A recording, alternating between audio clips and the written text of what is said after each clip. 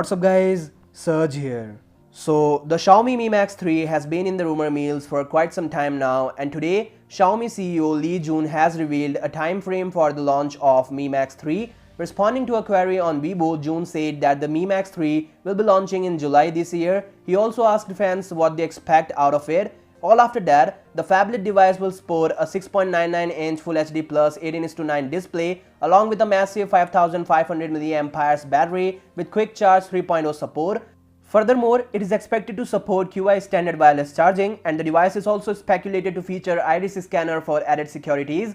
Now, Xiaomi has completed their work on developing 3D sensors for their next big flagship, probably the Mi 7. If you want a video on that, let me know in the comments down below.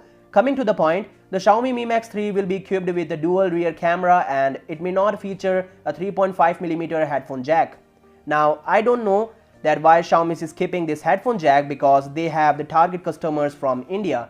It may be because of the high battery capacity. Will have the fingerprint scanner in the middle of the rear panel. It could also have an IR blaster. Most importantly, the device will come in two chipset variants. The Snapdragon 636 variant could feature 3GB of RAM and 64GB of storage, whereas the Snapdragon 660 model may have 4GB of RAM and 128GB of storage. According to some leaked firmware files, the Mi Max 3 will run on Android 8.1 Oreo out of the box. So all those stuff seems to be promising enough, and let me know your thoughts about this in the comments down below. I'll see you guys tomorrow. Peace out.